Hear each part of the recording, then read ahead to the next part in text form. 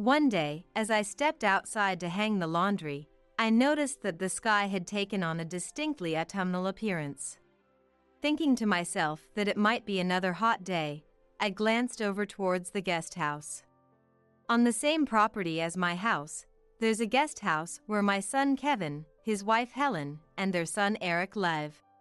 Whenever Helen comes over to our house, she takes household items like toilet paper, detergent, and shampoo, and she also seems to be secretly taking money from my wallet.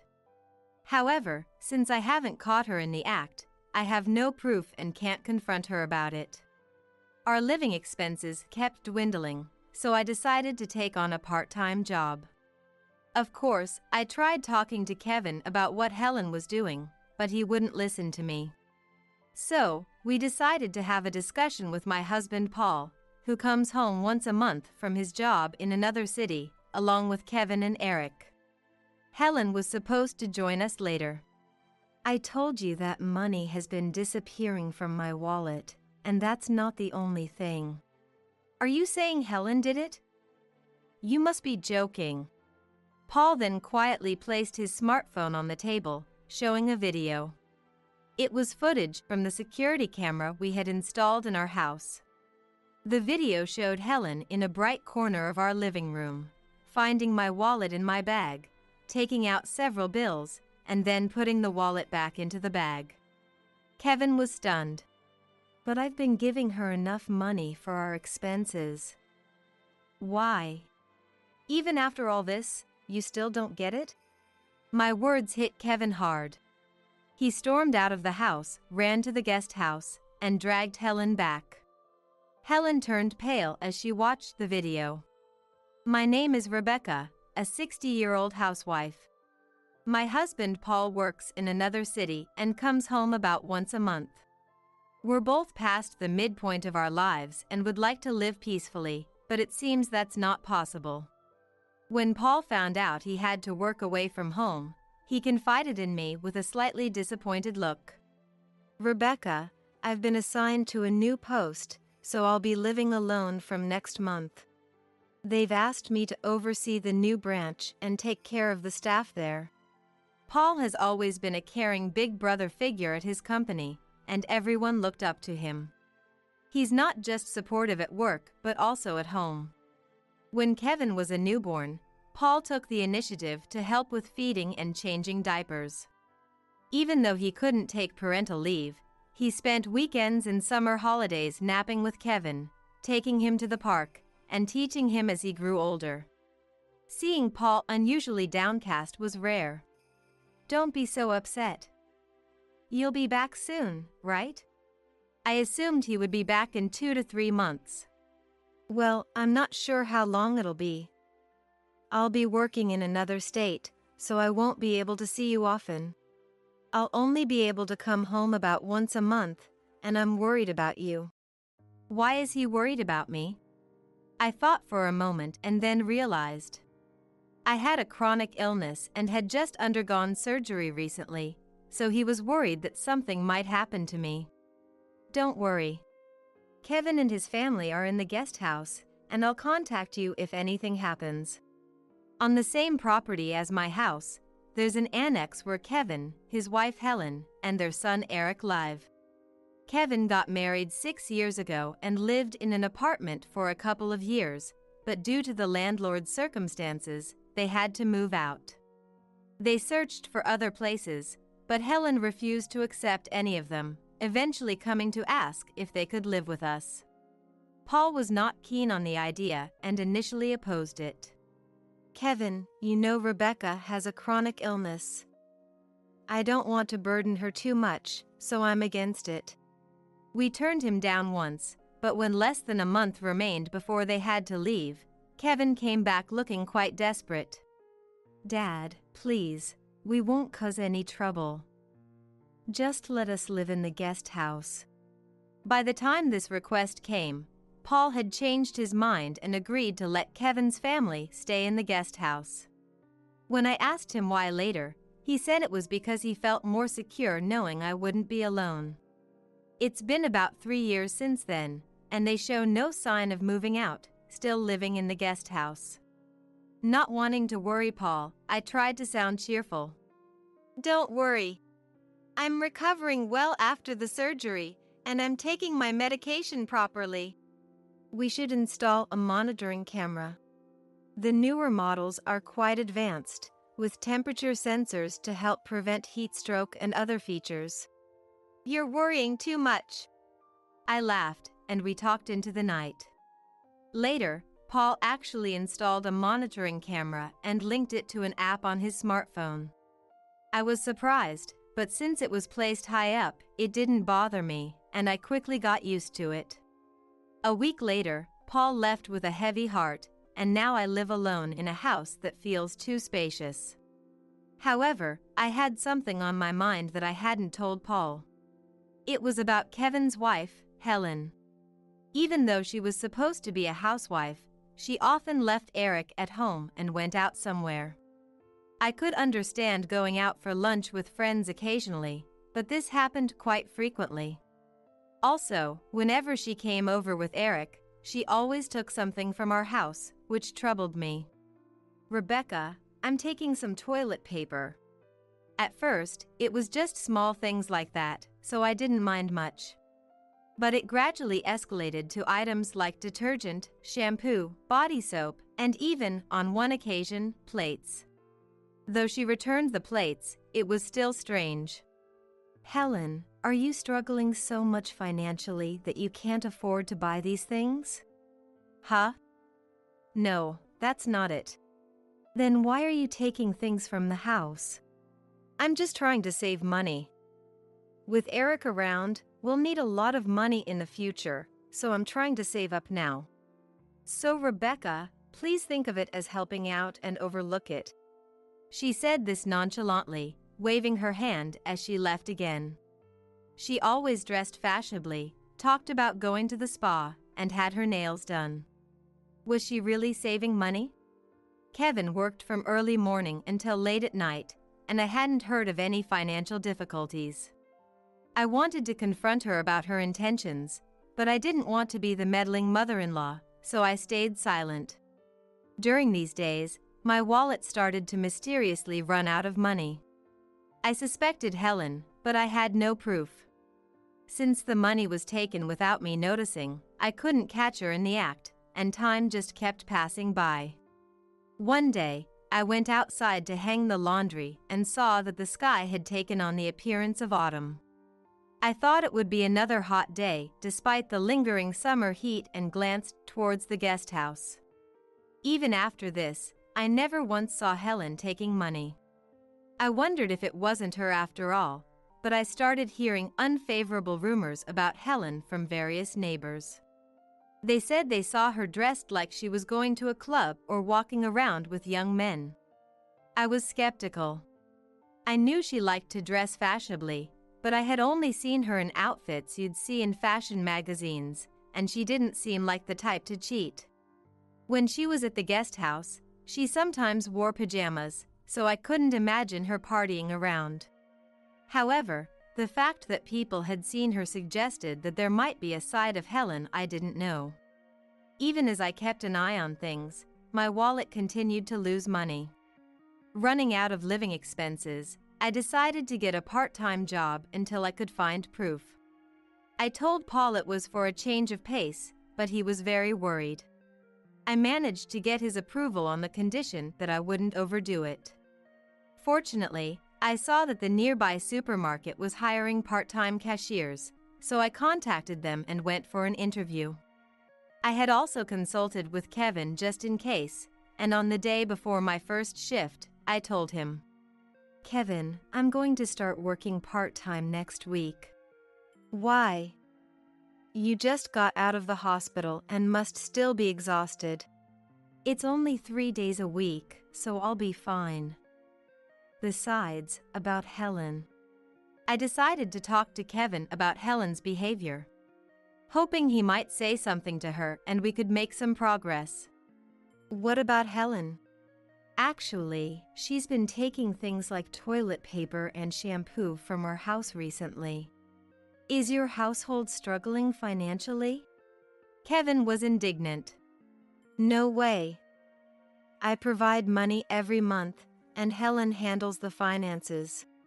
She used to work in accounting, so she's good at managing our finances. Is that so? But it's true she's been taking things. Also, money from my wallet. Money? Are you saying Helen's been taking that too? Kevin looked skeptical. Yes. Money has been disappearing little by little from my wallet. She probably thinks I haven't noticed, but if this continues, it's going to be a problem. Could you talk to her about it? Mom, are you losing it? There's no way that's happening. Kevin sighed deeply and didn't believe me, no matter what I said. The next day, I told Helen that I was going to start working part-time and that I wouldn't be able to watch Eric as often.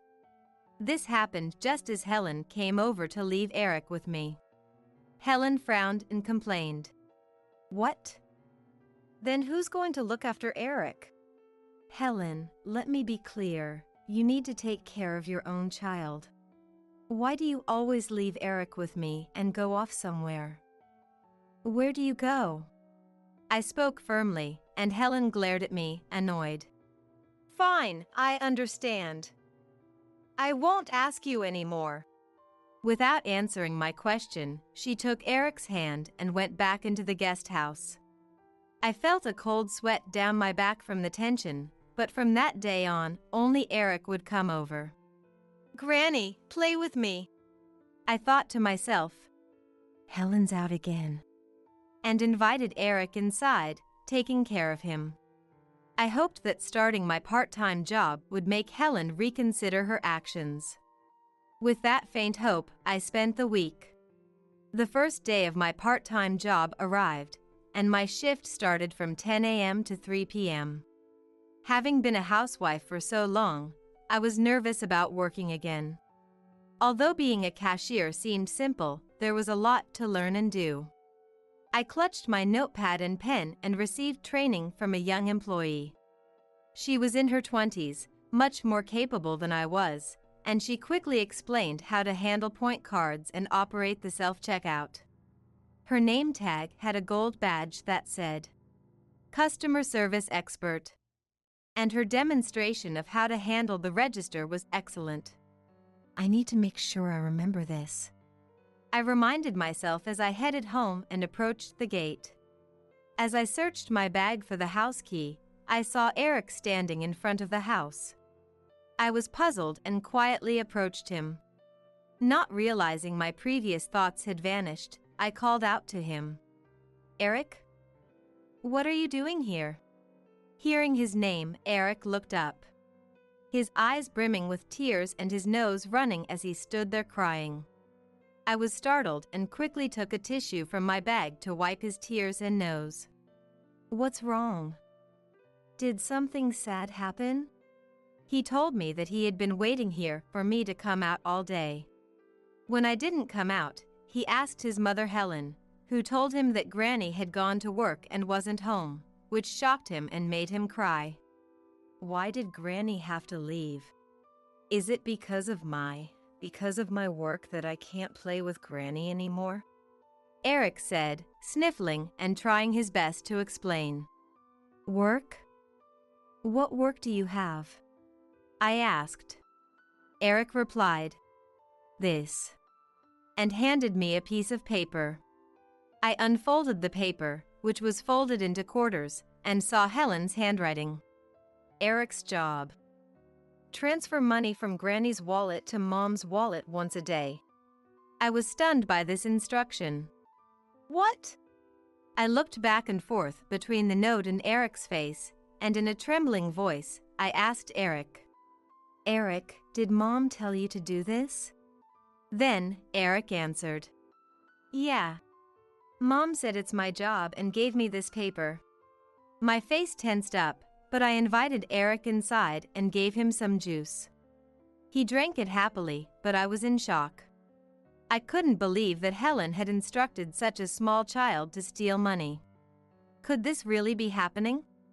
I wasn't sure. How could this have happened without me noticing? I've always been with Eric, and at 5 years old, he shouldn't have had many opportunities to take money from my wallet. We were together from morning till night, so how did he manage to steal money? Suddenly, an idea came to my mind. That night, I called Paul and explained the situation.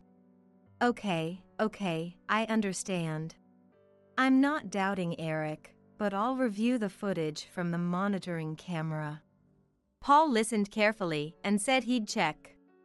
3 days later, Paul contacted me. Rebecca? I found something alarming. What? My heart skipped a beat. It turned out that Eric was indeed the culprit, but even more shocking was that the footage showed Helen instructing Eric on how to take money from my wallet. She wasn't aware of the monitoring camera, but even so, to steal money in broad daylight was unthinkable. I was planning to come back this weekend. This is wrong. We need to talk to Kevin and Helen. Yes, we do. I felt a heavy weight in my chest, but now that we knew the truth, we had to confront them and resolve this issue. The few days leading up to the weekend were filled with a dark cloud, but working part-time helped me focus on my tasks and temporarily forget the situation. The weekend arrived with a forecast predicting a direct hit from a hurricane, but fortunately, it veered west, leaving our area clear and sunny. However, despite the bright weather, a dark cloud hung over our household. Paul, intending to address the recent issue, left work 2 hours earlier than usual and drove home. He appeared slightly fatigued but also radiated a palpable anger, signaling that today might turn contentious. Upon arriving, Paul immediately walked over to the guest house and instructed Kevin and Helen to come to the main house urgently. However, only Kevin and Eric showed up. In the living room, Paul and I sat on one side of the table, facing Kevin and Eric on the other.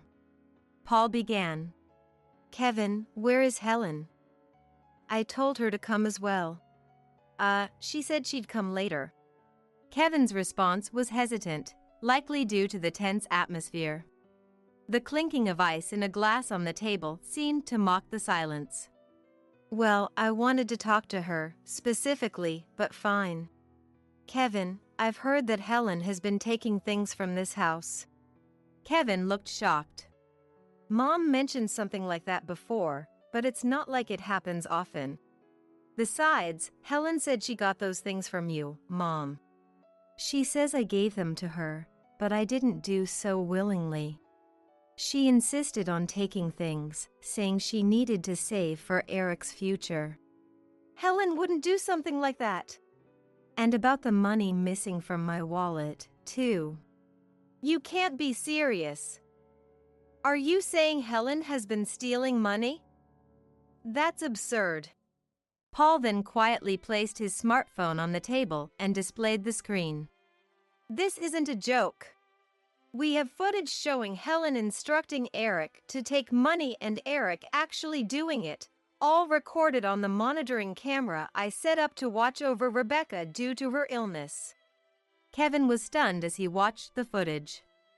In the video, Helen could be seen rummaging through a bag in a bright corner of the living room, finding a wallet, taking out several bills, and then putting the wallet back in the bag. She showed the money to Eric, crouched down to talk to him, and explained that he should take this much money from Granny's wallet. Eric nodded vigorously, saying he understood, and Helen hugged him tightly. Kevin stared at the screen, speechless. Paul continued. These recordings are from the camera I installed to monitor Rebecca. I never imagined it would capture something like this. We also have footage of Eric taking money from the wallet. Paul operates his smartphone and shows a different video.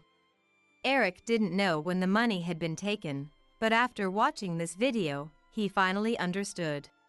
When I stood up to take my medication for my chronic condition, Eric had rummaged through my bag and quickly taken money from my wallet.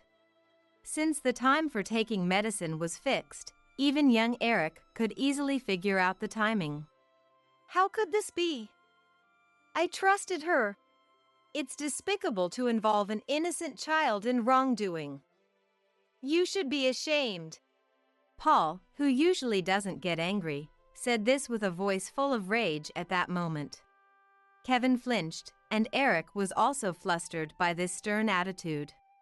But I should have given you enough money for living expenses, so why? Why did you do this, Eric? Eric answered, Mom says her job is to give money to men, and she doesn't have enough. To men? Yes. Mom always puts on pretty makeup and goes out somewhere, but I'm not allowed to go with her. So I stay at home with Granny. Kevin looked at Eric suspiciously. His face showed confusion, as if saying, I don't understand what's going on. Could she be having an affair? Do you still not understand? I said, prompting Kevin to rush out of the house in a fury. He stormed to the guest house and dragged Helen back with him, causing a commotion. Ouch! Let go of me! Helen screamed as Eric watched, on the verge of tears, unsure of what was happening. Helen, what is going on? Explain yourself. Why did you steal money from Mom's wallet and even make Eric do it when I've given you enough for living expenses? Kevin demanded. Helen, startled, looked at Kevin, bewildered that he knew. What are you talking about? Do you have any proof that I did such a thing? Thinking there was no evidence, Helen spoke confidently. Kevin, however, pointed to Paul's smartphone on the table. This is the proof. You had Eric do it too. Where were you going when you left Eric with Rebecca? Were you cheating with another man? Helen's face turned pale as she saw the screen. Realizing she was caught, she fell to her knees and confessed, admitting she had been frequenting a male strip club, not having an affair. I'm sorry. At first, it was just for fun. Being stuck with Eric all day and the stress of having Rebecca living so close, I wanted to go out just once. But once turned into twice, then 3 times, and she got increasingly hooked. I just wanted to have some fun too. For that, I needed money. I wanted to spend money on those men. I couldn't work because I had to take care of Eric, and the allowance you gave me wasn't enough. That doesn't justify stealing from Mom's wallet. That's theft. I'm sorry. I won't go anymore. I'll never go to that club again. I'll return all the money I took. Please forgive me. Helen pleaded with Kevin through tears, but Kevin, filled with rage, was unmoved. No. Absolutely not. We're getting a divorce. No. She continued to cry and cling to him, but Kevin stood firm and later filed for divorce. I kept a record of the money that was taken, and I handed Helen a bill. What? This much? She seemed surprised, but couldn't deny it. She tried to negotiate for a lower amount, but I refused to budge and demanded the full amount. Helen, you should be grateful I'm not filing a police report. Repeated theft, even by a family member, would lead to your immediate arrest. Upon hearing this, Helen fell silent, bit her lip, and left. Kevin, in the process of divorcing her, also filed a claim for damages. A colleague at his workplace who had recently divorced recommended a good lawyer. Thus, Helen had to repay not only me but also pay damages to Kevin. Astonishingly, even in such circumstances, she couldn't stop going to male strip clubs, and there were rumors she had accumulated $20,000 to $30,000 in debt. I couldn't understand what drove her to such extremes, but it seemed only a matter of time before she couldn't manage her finances due to excessive payments. As for me, since I no longer needed to work part-time, I quit the supermarket and spent my days relaxing at home. No one lived in the guest house anymore, but instead, Kevin and Eric moved to the second floor of the main house. Kevin gained custody of Eric and took him in. While Kevin was at work during the day, I continued to look after Eric, but I no longer worried about money being stolen. Eric would be old enough to start preschool next year. I wonder if Kevin has already completed the paperwork. I should ask him. I murmured to myself while making pancakes for lunch. Just then, Paul came home. Today was the day he returned from his solo assignment. I hadn't seen Paul in weeks since that day, but he entered the living room looking unusually cheerful and happy. "I'm home." "Welcome back. Lunch is ready." "Welcome back, Grandpa." From now on, the four of us, Paul, Kevin, Eric, and I, would live together. I truly felt blessed with such a peaceful life. Although the summer heat still lingers, the season is about to change to autumn, and Paul, still putting all his effort into playing with the child, suggests, "How about we go apple picking during the next holiday?" Smiling at his enthusiasm and thinking he should consider his age, I went back to making another batch of pancakes for him. I got pregnant with Richard's child. "What?" "So please divorce him and leave. Please." "What are you saying out of the blue?" "Please." My sister Sophia dropped this bombshell, then went on to demand a divorce. The shock of her being pregnant was one thing, but I never expected her to plead for a divorce. But if she thought I knew nothing, she was gravely mistaken. At this point, an idea struck me. "If you want the divorce so badly, I have conditions." "Conditions?" "They can't be that bad, so fine." "Really?" I taunted my sister. Sophia, ever the competitive one, showed a confident attitude. Just as I had planned. "This won't be easy, you know." However, Sophia didn't realize. This condition would be a burden she'd carry for a lifetime. I took a deep breath, looked her straight in the eyes, and said firmly, "Divorce is fine, but you'll have to take care of the 3 daughters I've raised." "I don't get it. Why should I?" "They're your kids, right?" "Technically, I'm not their biological mother. They're stepchildren." "That's not it." "Because those 3 kids."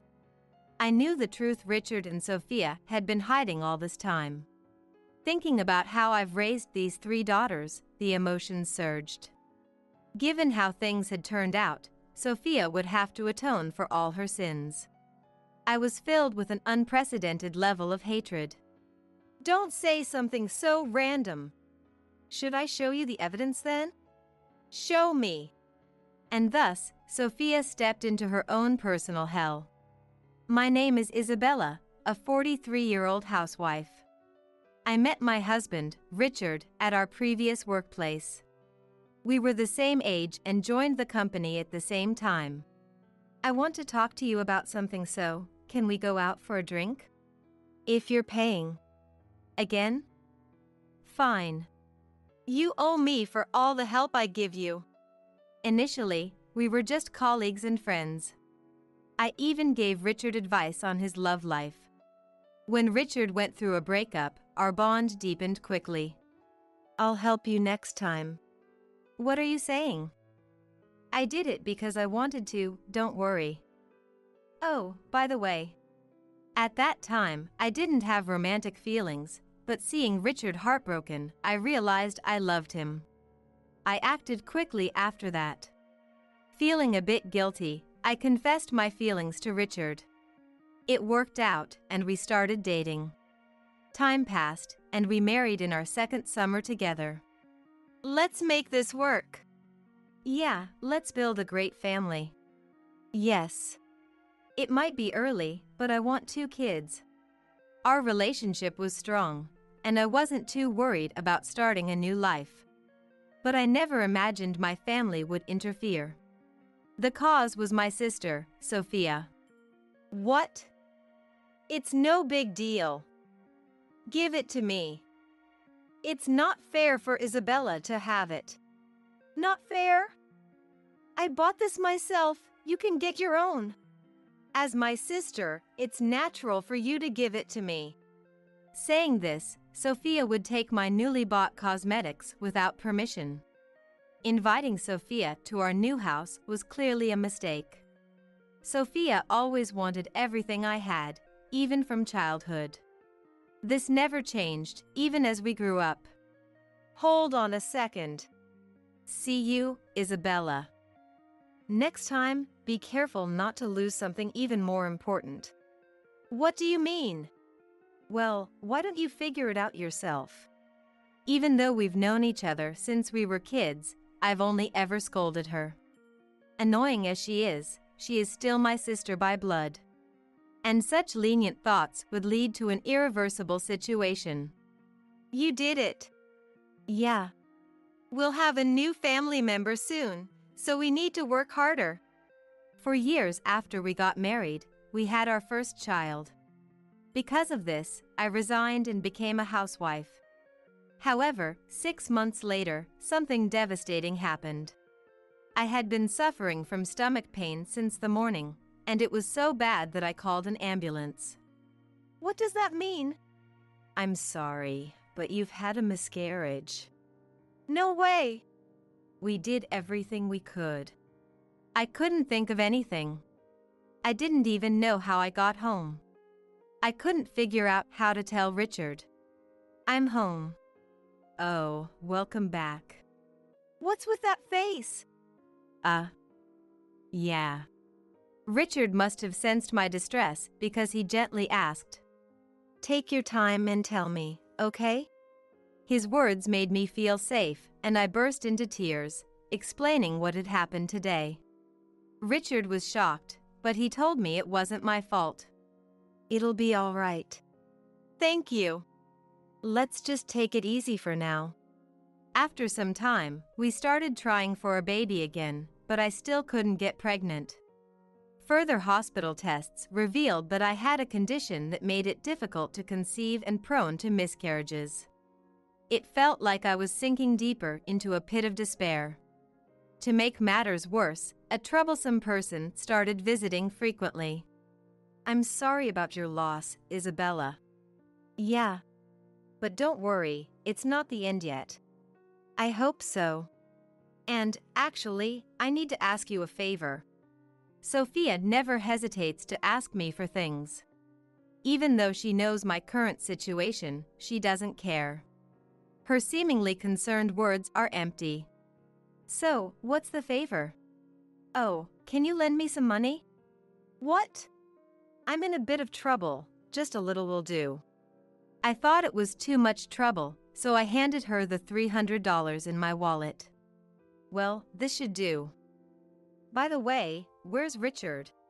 "He went out to meet a friend." "Okay. Thanks. See you." With that, Sophia left. After this, she stopped coming to our house. Peaceful days followed.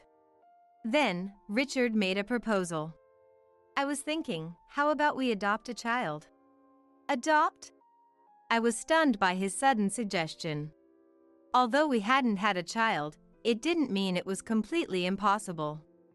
I think it might be better than betting on such a low chance. "You might be right." "Of course, we don't have to do it right away, but I'd like you to think about it." "Oh, okay."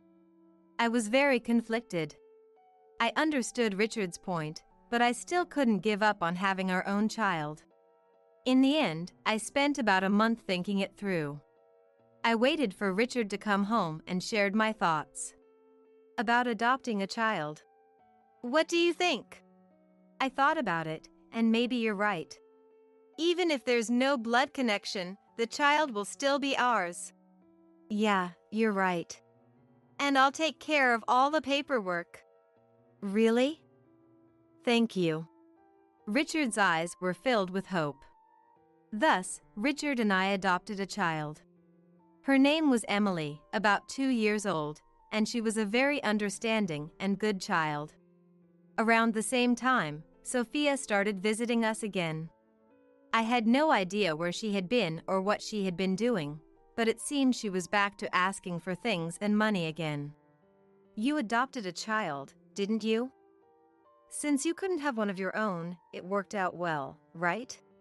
Yes. But how do you know about that? Sophia looked uneasy. Huh? Oh, I just happened to run into Richard the other day, and he mentioned it. Sophia was fiddling with her earlobe, not looking at me at all. I knew. This was how Sophia acted when she was lying. Really? Where did you meet him? Where was it again? I'll ask Richard about it later then. Does it even matter? She clearly tried to change the subject. Her desperation made me think she had been in touch with Richard for a long time. Oh, is this a limited edition item? I got that for my birthday the other day. Give it to me. Were you listening to me? Of course I was. But it doesn't matter to me. I'm your sister, so it's fine, right? Just get another one. Hey!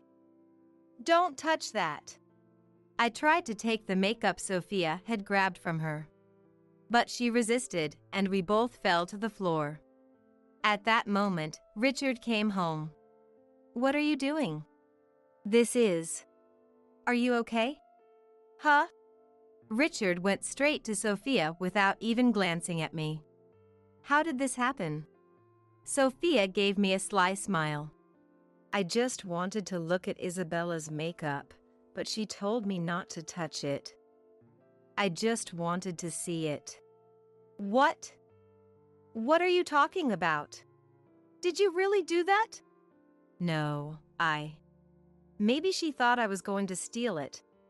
Did you really think that about Sophia? Richard didn't listen to me and believed Sophia instead. In the end, the makeup Richard had given me as a gift ended up in Sophia's hands. And then I was sure. Richard and Sophia were much closer than I had thought. I was blamed, and Sophia left with a triumphant look on her face. Don't ever do something like that again. But that was... I don't want to hear any excuses. No, really. It doesn't matter. Huh? Just get along with Sophia, okay? Richard took Sophia's side without even listening to me. And then, an incident triggered my desire for revenge against Richard and Sophia. Our marriage deteriorated because of Sophia. We barely talked anymore, and the only thing that kept me going was Emily.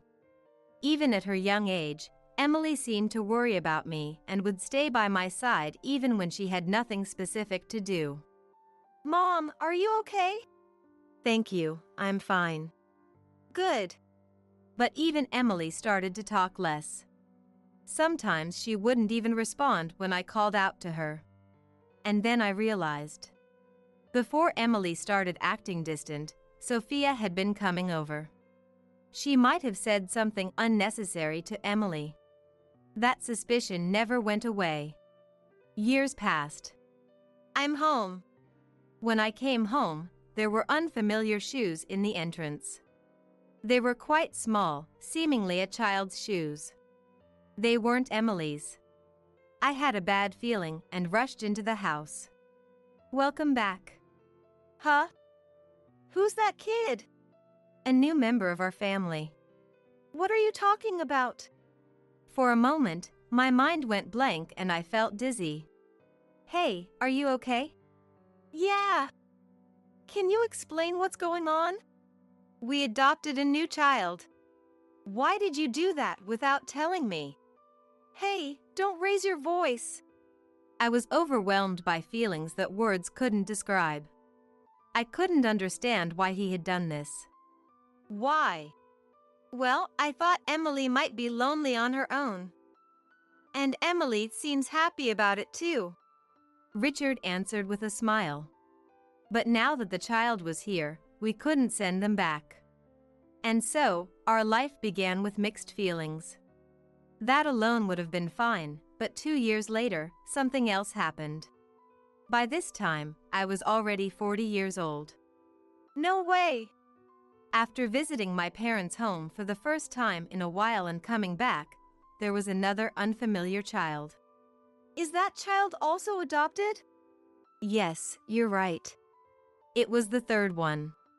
Just when we were getting used to living as a family of 4. Another addition to our family. While it sounds like a happy thing, the circumstances were not normal. Moreover, Richard was pleased with himself, thinking he was doing a good thing. Let's get along from now on.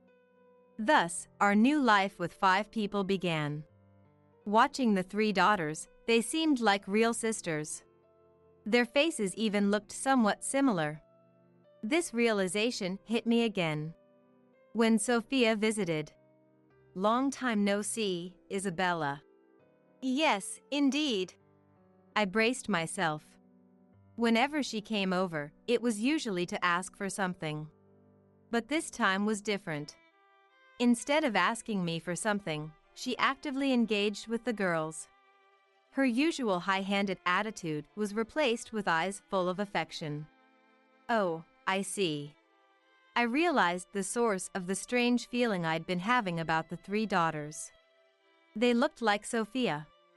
Their eyes and features were strikingly similar. What's wrong? When I look at the girls, they remind me of Sophia. Looking at them like this, they seem more like her children than yours.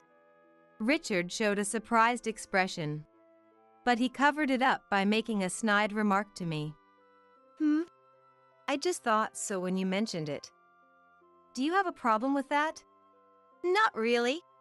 Richard's reaction stayed in my mind.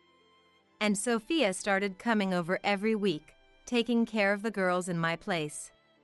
3 more years passed, and I was 43. As usual, Sophia was visiting and chatting with the girls. They all touched their earlobes. Huh? I noticed they all have the same habit. Really? Isn't that normal? Here, a thought crossed my mind. It wouldn't be strange if the children were Sophia's. A few days later, I couldn't stop thinking about it, as if I were under a curse. To resolve this, I decided to take action without telling anyone. What are you doing over there? Oh, just cleaning. Over there? Yeah. Well, okay, but hurry up and make dinner. Yeah. I was looking for my daughter's hair. It was absolutely necessary. No one should notice. And I also needed to get Sophia's hair. I had never wanted Sophia to come over as much as I did now. Welcome. Sophia came over the next weekend. You're in a good mood, aren't you? Really? I feel the same as usual. I managed to get Sophia's hair as well. It was the time I thought I was ready.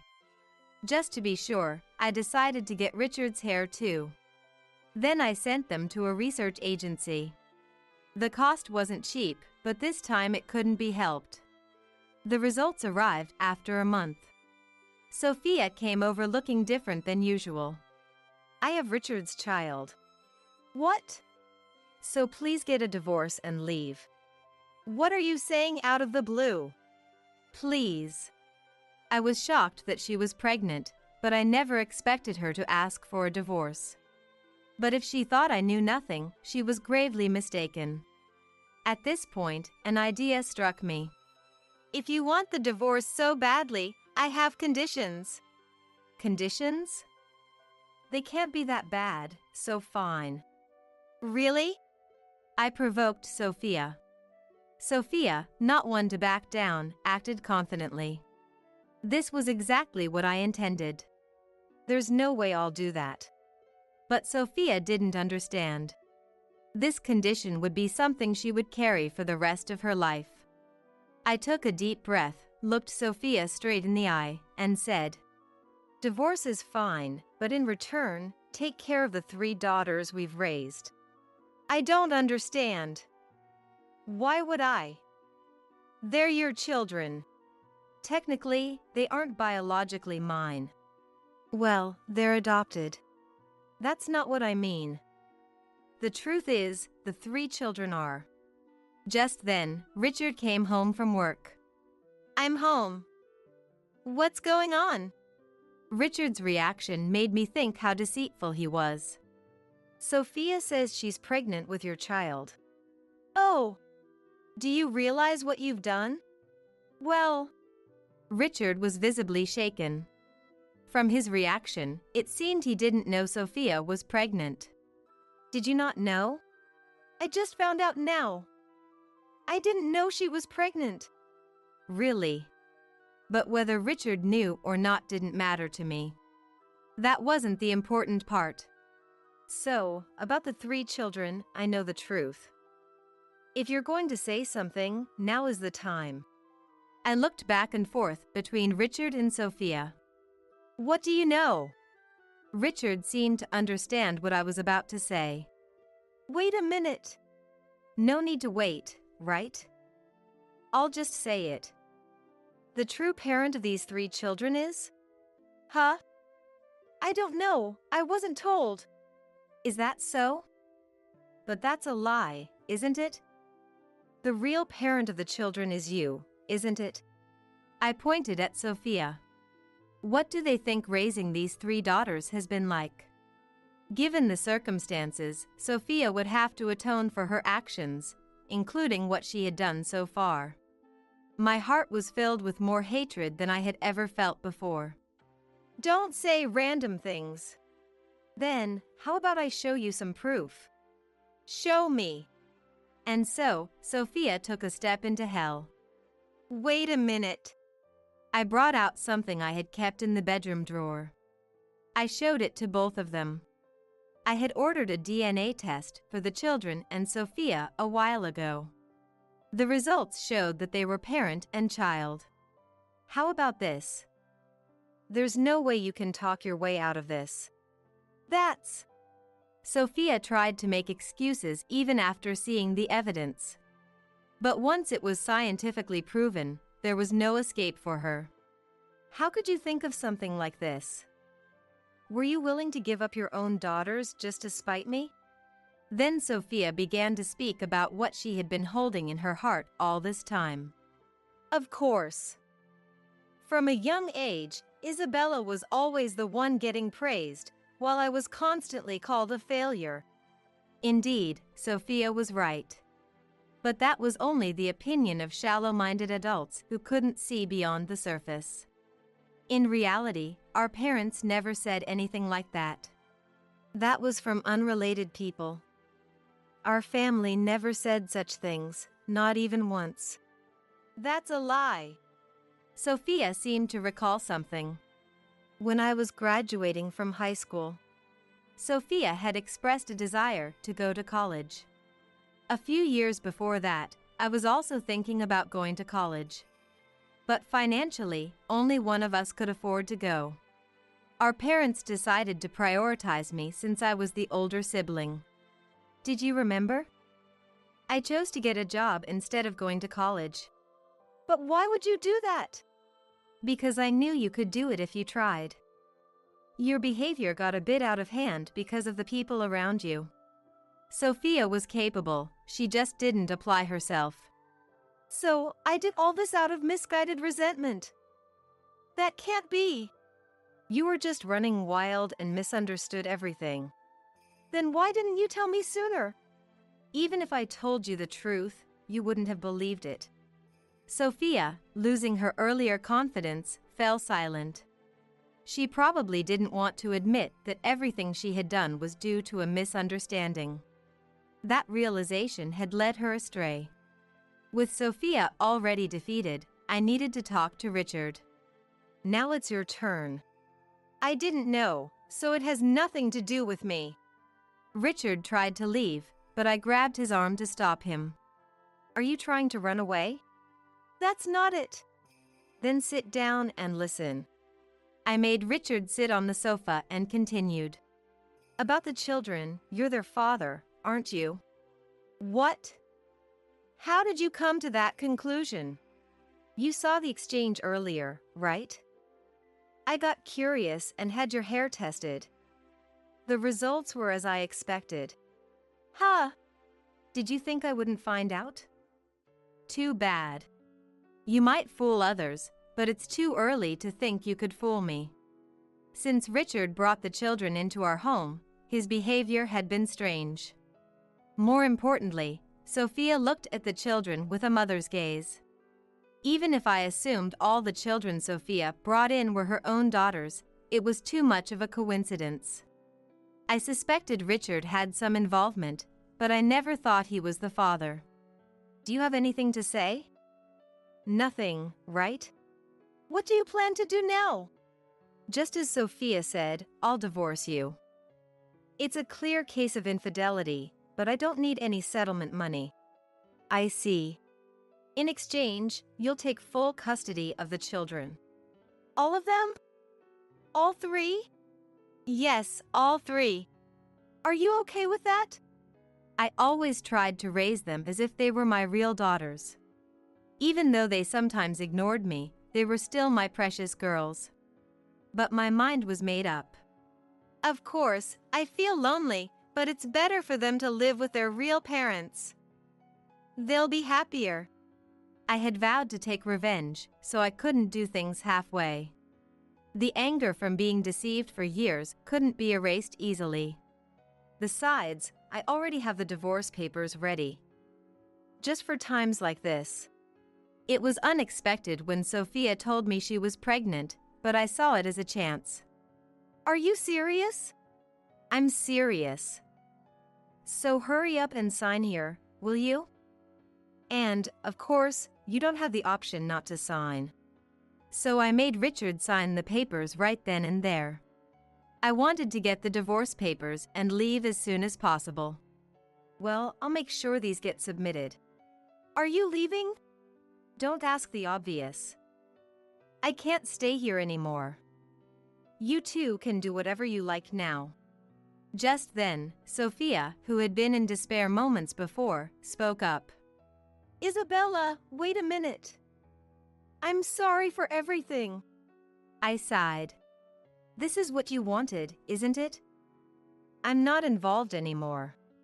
No way. Isn't it? After giving up the kids, now you want to be with Richard? That's too convenient. Don't worry, they're all your daughters now. Sophia had gone so far as to put their own children in a facility just to trouble me. That's something no parent should do. She would face the consequences. I left the house with those words. It was raining outside, but my heart felt clear. After leaving, I headed to my parents' home. We hadn't been in touch much, but this time I had no choice. When I explained the situation, even my parents sighed. So, what are you going to do now?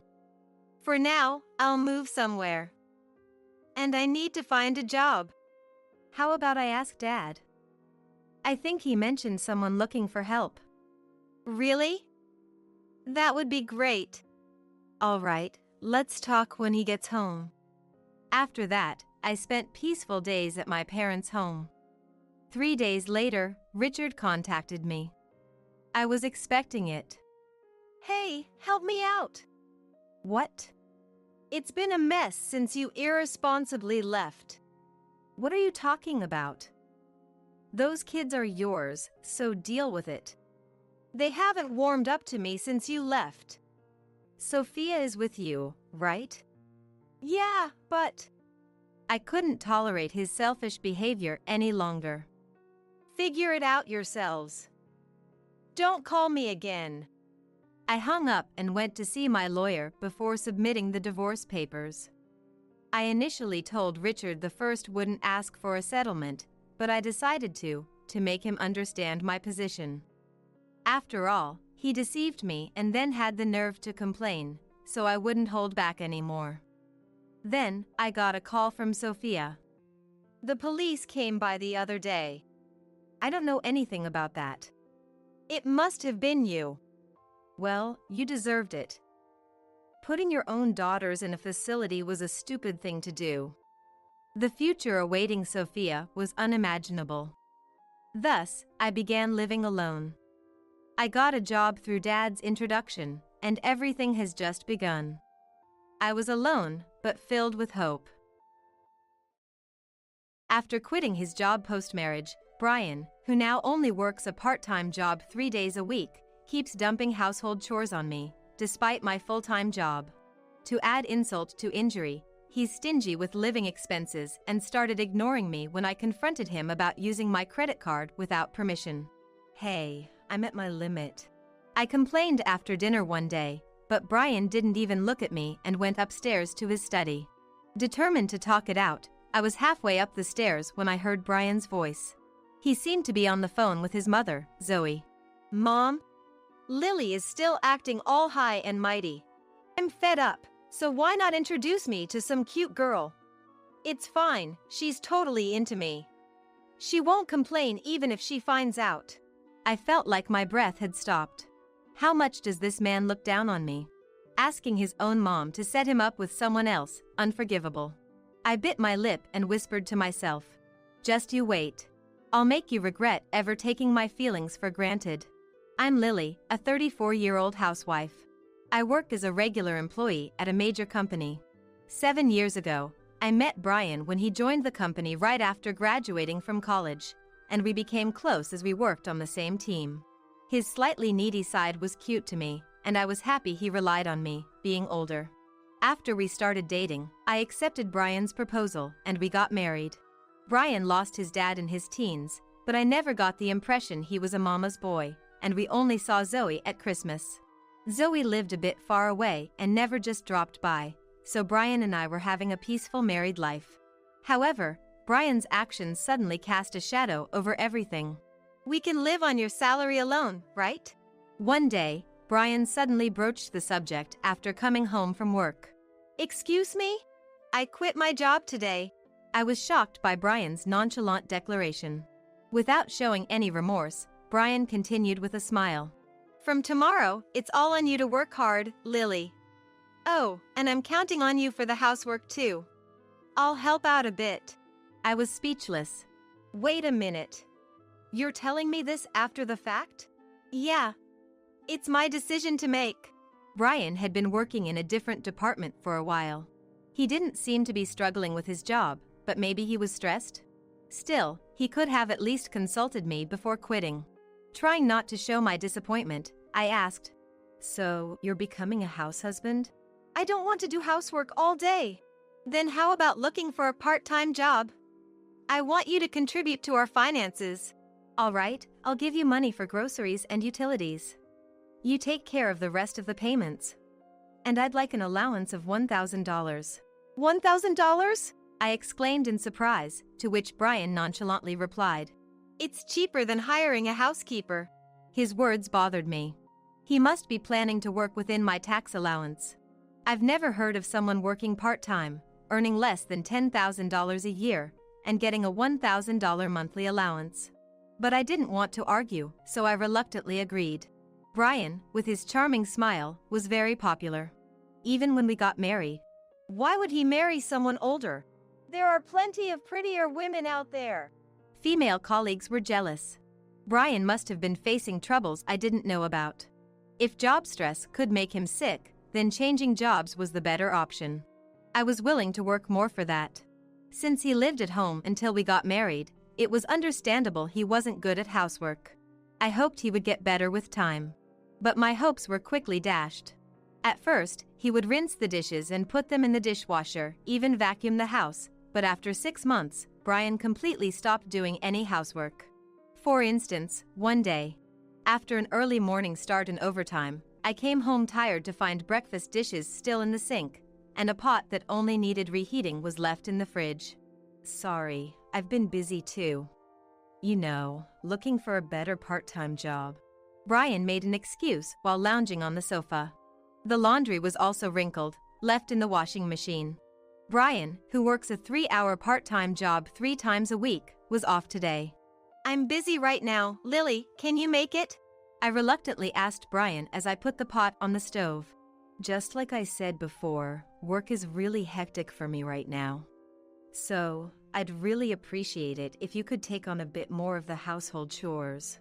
Leaving for work at 6 a.m. and getting back at 8 p.m. doesn't leave much time for anything else. Then Brian frowned unpleasantly. I do take out the trash and clean my own room. And I bring in the laundry when it starts to rain. Yeah, and that helps. But preparing meals alone takes up all my time. I even make your lunch. Don't get all high and mighty over that. I stared at Brian with wide eyes. Brian twisted his face and spat out irritably. Just because you earn a little, you're acting all superior. That's disgusting. You only got to be an assistant manager and earn more than me because of everyone else's support. Don't you understand that? Leaving me speechless, Brian went upstairs with his mobile phone in hand and slammed the door of his study. Since then, Brian's selfish behavior became even more apparent. If I used the dryer because I couldn't rely on Brian, he would complain later. I was planning to hang the laundry properly. You don't trust me, do you, Lily? On another sunny day, trusting Brian and not using the dryer, I came home to find the laundry still in the washing machine. During such a weekend, while Brian was out, Zoe suddenly showed up. It takes an hour and a half by car from the in-laws' house, so we only visit together at Christmas. I remember being scolded by Zoe when Brian left the room during our pre-marriage meeting. Marrying a woman 4 years older? Brian could have anyone he wanted, why choose you? Knowing that Zoe didn't like me, I wished she would leave soon but still offered her slippers. Then, standing at the entrance, Zoe snapped at me.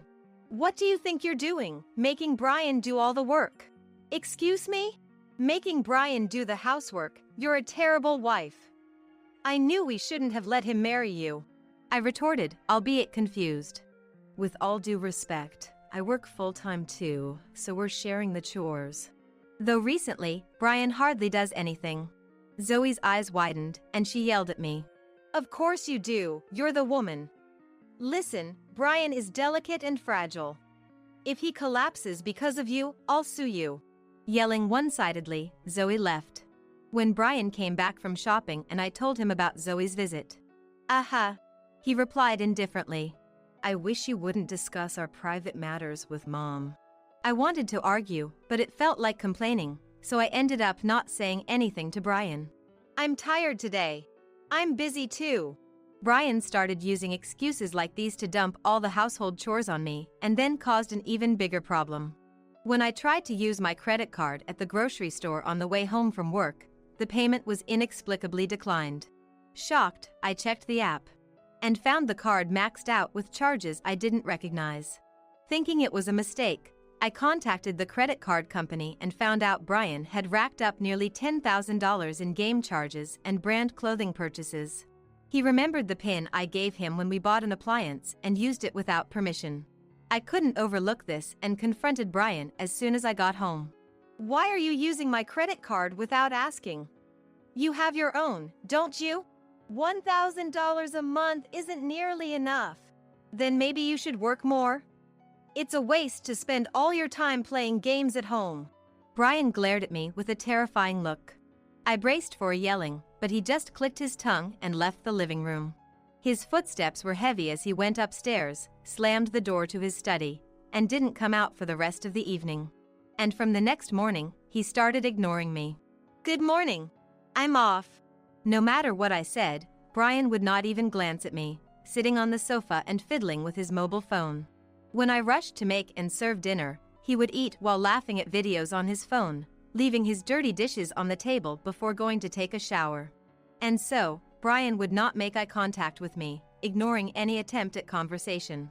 Of course, he never initiated any conversation with me either, acting as if I had suddenly become invisible. I had a plan I wanted to discuss, but under these circumstances, I couldn't bring it up. Then came the payday for Brian's part-time job. As usual, I put the $1,000 allowance in an envelope and handed it to him.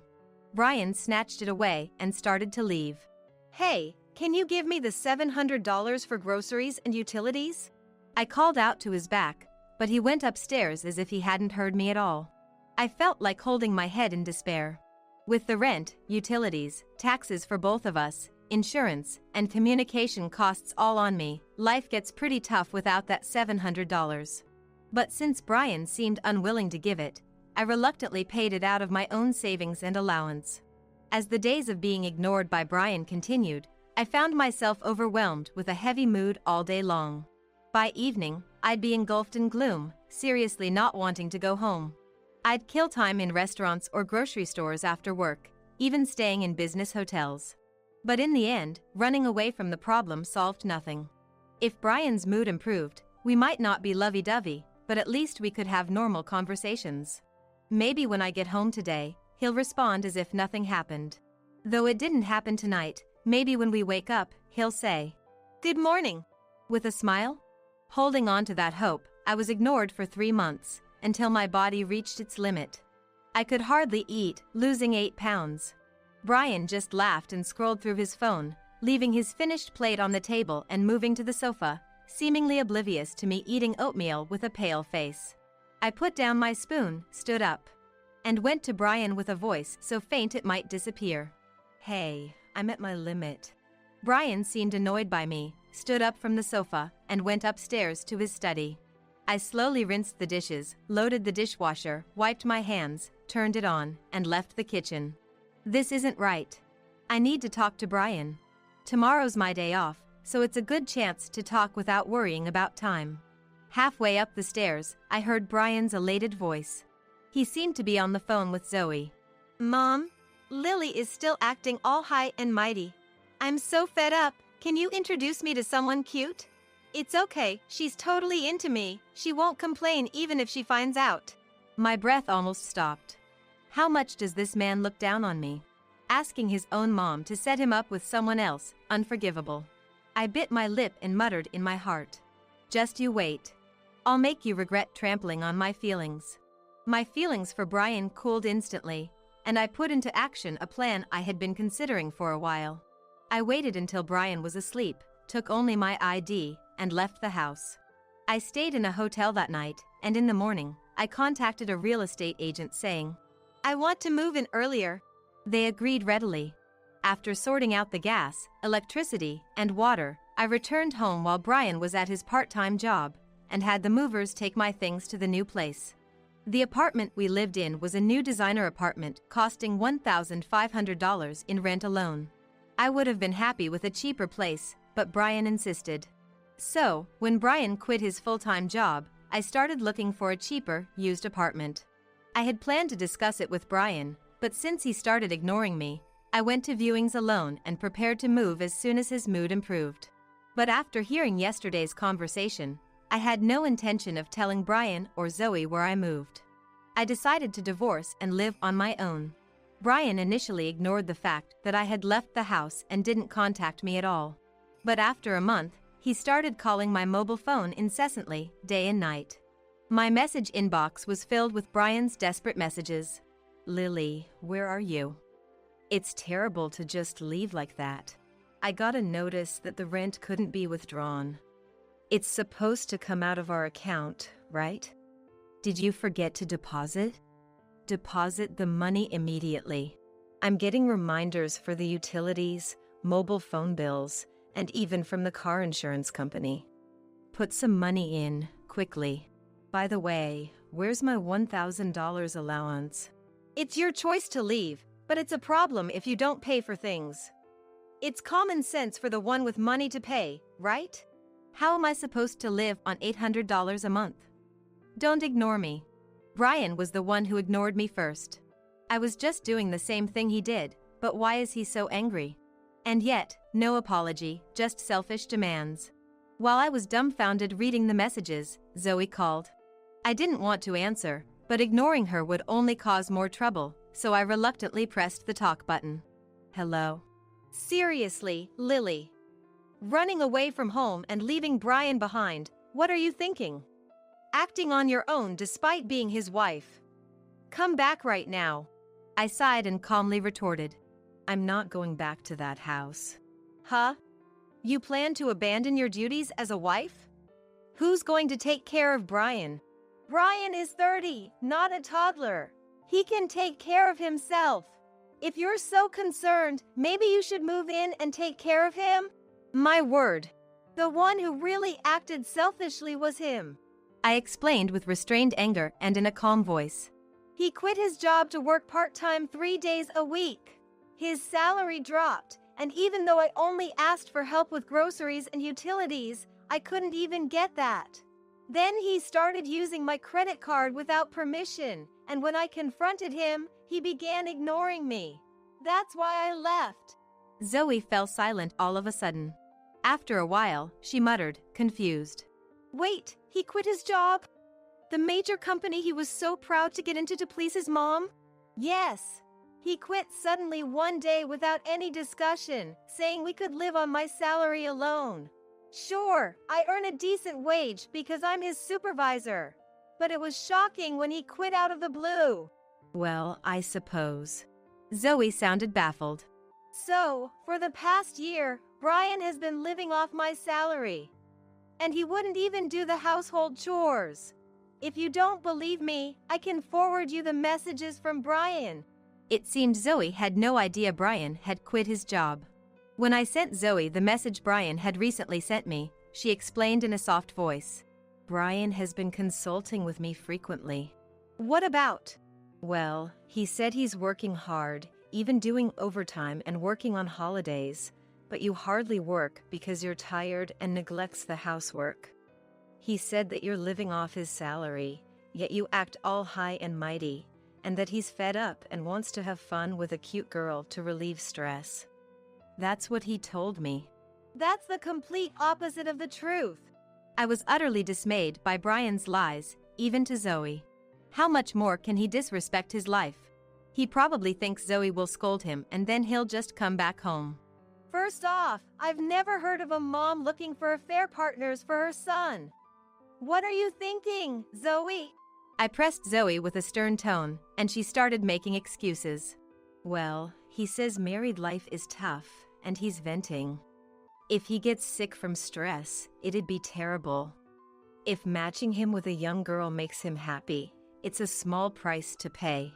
I couldn't get any living expenses, and after being ignored for 3 months, I was the one who nearly got sick.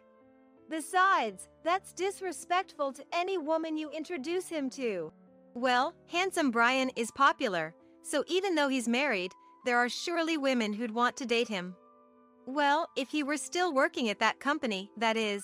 That's not the problem, I thought bitterly. It's no wonder talking to Zoe was getting nowhere, like mother, like son. It seems divorce is the only option. Divorce? It doesn't have to come to that. He's probably regretting it by now. Zoe suddenly started panicking. She cares most about appearances. She must want to avoid her successful, good-looking son getting divorced at all costs. I made it clear. Regretting? How? I'm not his ATM. It's best if he divorces me, then he can play around and spend money however he likes. That's... Lily, can't you reconsider? He needs you. Zoe pleaded, but I coldly informed her. Brian seems likely to drag out the divorce, so I'll be hiring a lawyer. Please direct any further communication through them. I'll be seeking compensation for the ignored period and the unpaid living expenses, as well as the unauthorized credit card charges. Can Brian even afford to pay that? Zoe muttered as if it were someone else's problem. If the son can't pay, then the parents will have to. What? That's why I'm asking you to let Brian know I want a divorce. I'm counting on you. Lily, please, reconsider. I hung up without listening to the rest of Zoe's plea. The next day, I called a lawyer to discuss the divorce, secured an appointment for consultation, and felt a bit relieved. While enjoying a week of paid leave in my new place and unpacking, my mobile phone signaled a message. I wanted to block Brian and Zoe's contacts, but until the divorce was finalized, there might be a need to communicate. So, I left their contacts unblocked, without setting them to reject calls. I realized it was a mistakenly sent message. It appeared Zoe, not adept with mobile phones, had accidentally posted in the family group chat thinking it was a message to Brian personally. I decided to read it as well since it was shared. Brian, this isn't what we talked about. I was humiliated. What's wrong? You quit your job to work part-time 3 days a week? There was a pause. Did you hear that from Lily? Yes. Living off Lily's salary? It's shameful for a man to earn less than a woman. Mom, don't say such outdated things. That's why I kept it a secret. Brian quickly retorts. Well, nowadays there's something called a house husband, so if you were working properly, that would be fine. But working only 3 days without doing any housework and still acting all high and mighty? Anyone would want a divorce, not just Lily. Surprisingly, Zoe was on my side, likely disappointed in Brian. Stop pestering me. I won't divorce. She's in love with me and will come back regretting it soon. I couldn't help but scoff. I was stunned. Still saying such things. Where does his confidence that his wife wouldn't despise him no matter how badly he treated her come from? What happened to introducing me to a young and cute girl? That's off the table. Why? I was looking forward to it. Do you even understand your situation? No girl wants to get close to a 30-year-old man living off his wife's salary and working part-time. I burst out laughing, imagining Zoe's exasperated face. Someone will be out there. You know I've always been popular, Mom. If you were still employed at a prestigious company and a university graduate, there might be girls willing to date you, hoping for more, even if it's an affair. But not the current you. Really? Brian's response was ever so nonchalant against Zoe's anger. You can still make it. Go back to working at a big company like before. No, it's bothersome. Living off Lily's salary and lazing around is much easier. Brian's carefree admission was appalling. That's not how it works. Lily is planning to divorce you and claim compensation, including the credit card charges. I don't have that kind of money. If a bill comes, you'll pay, right? You have Dad's inheritance. You'd be happy to use it for your beloved son, right? Then Zoe's reply stopped. Mom? Hey, we're not done talking. Respond, please. After a pause, the message resumed. Why aren't you picking up the phone? Don't ignore me. Zoe had blocked Brian. While pondering this, Brian called me. Ignoring it led to a voicemail message. He rambled on in several messages. Mom has disowned me. Lily, you wouldn't abandon me, would you? It's okay you left. Come back home. You're not serious about divorce, are you? You're just sulking, right? Fine, I'll agree to a divorce. I guess I was partly at fault. But I can't pay the compensation or the credit card charges. I just can't afford it. Anyway, keep paying the rent and taxes as usual. Your husband is in trouble. You earn enough to help out, right? And my allowance too. My astonishment surpassed anger. He probably still doesn't realize he's at fault. A few days later, Brian received a certified mail regarding the compensation and credit card repayment, and, finally understanding the situation and panicking, he sought legal advice. I love Lily. She's just upset thinking I dislike her. If she comes back now, I'll forgive her. Such nonsensical claims were made, but under legal advice, realizing I was serious, he turned pale. Despite his reluctance, the lawyer managed to settle the divorce after 6 months. Feeling refreshed, I blocked Brian and Zoe's contacts. Abandoned by Zoe, Brian was at a loss. Burdened with the $10,000 compensation, 3 months of unpaid living expenses, $10,000 for unauthorized credit card use, plus his own debts, of course he was. Brian, who had splurged on branded clothes using the allowance and my credit card, reluctantly sold his purchases for cash. Still short, he pleaded with the lawyer for a monthly payment arrangement. Procedures to seize his account if there was no payment were put in place. Unable to PAF for the rent without my support, Brian moved to an older apartment. He had no choice but to increase his part-time hours to make ends meet. An ex-colleague who spotted Brian mentioned he was so emaciated, they hardly recognized him. I hope this serves as a wake-up call for him to discard his spoiled attitude and embrace independence. Freed from Brian, my earnings no longer drained by him, and liberated from the misery of being ignored, I've recovered fully. As a result of working with more motivation than ever before, I was promoted from assistant manager to manager, and with an increased salary, I'm living busy yet fulfilling days. I aim to balance work and personal life for a meaningful life.